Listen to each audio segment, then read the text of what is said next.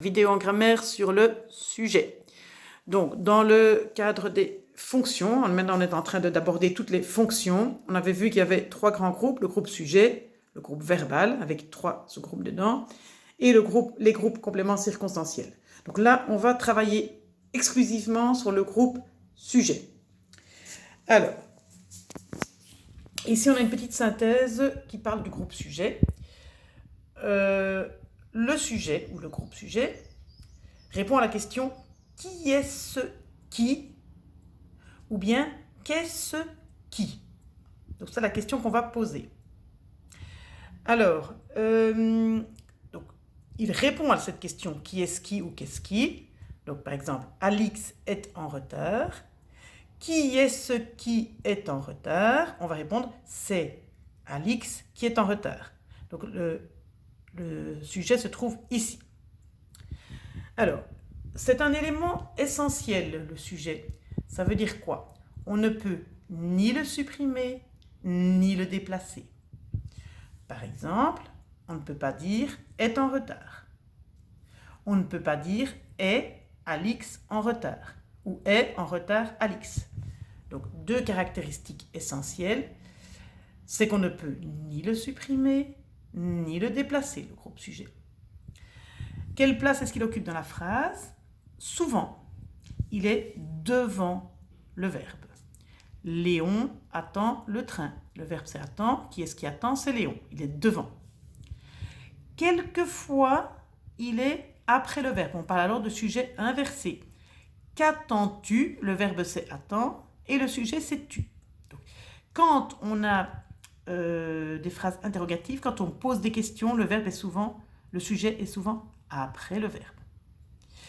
Il est quelquefois loin du verbe. La valise de mamie est lourde. Alors, ici, le sujet, c'est valise. Mais le groupe sujet, c'est la valise de mamie. C'est tout ça, le groupe sujet. Donc, pour moi, il est quand même... Donc, le sujet, le mot sujet est loin du verbe, mais le groupe sujet est quand même collé au verbe. Voilà. Alors, la définition du sujet.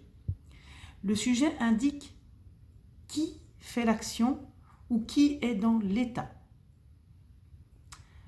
Le sujet peut être une personne, un animal, une chose ou une idée.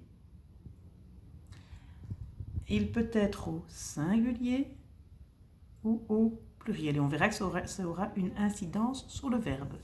Le train arrive, le verbe c'est arrive. Qu'est-ce qui arrive? Qu'est-ce qui? La question là. Qu'est-ce qui arrive? C'est le train qui arrive. Le train, groupe sujet. Les trains arrivent.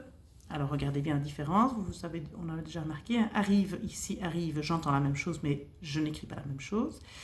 Qu'est-ce qui arrive? Ce sont ici les trains qui est le groupe sujet. Donc, voilà, vous avez ici une vue d'ensemble des caractéristiques du sujet. C'est un peu flou. Voilà. Alors, j'attire votre attention quand même sur le fait que le sujet peut être soit très court, dans « j'écoute la leçon sur le sujet », le verbe c'est « écoute », le sujet c'est « J''. Donc c'est un petit mot composé d'une petite lettre, J. Parfois, le sujet est très très court. Et parfois, le sujet est très long, le groupe sujet. Par exemple, dans la phrase « La jolie robe verte que maman m'a achetée pour la fête se trouve dans mon armoire ». Le verbe principal, c'est « se trouve ». Et le groupe sujet, qu'est-ce qui se trouve dans mon armoire? C'est « La jolie robe verte que maman m'a achetée pour la fête ». Tout ça, c'est le groupe sujet. Donc, on voit qu'il est ici assez long. Donc là, ça va dépendre. Donc, il faudra bien lire la phrase, retrouver le verbe principal, poser la question et donc répondre à la question. Et donc, pas se dire, ah, c'est toujours un petit mot ou c'est toujours... Non, c'est parfois un petit mot, c'est parfois un petit groupe de mots, c'est parfois un groupe assez conséquent avec beaucoup de mots dedans. Alors, la place, le sujet peut se trouver en début de phrase devant le verbe. Par exemple, ce petit écolier courageux vient à l'école à pied chaque jour. Le verbe c'est vient. Qui est-ce qui vient? Ce petit écolier courageux. Donc là, j'ai le groupe sujet en début de phrase et devant le verbe. Si j'écris chaque jour, ce petit écolier courageux vient à l'école à pied, le sujet il se trouve en milieu de phrase, il n'est plus en début. Et il est toujours devant le verbe ici.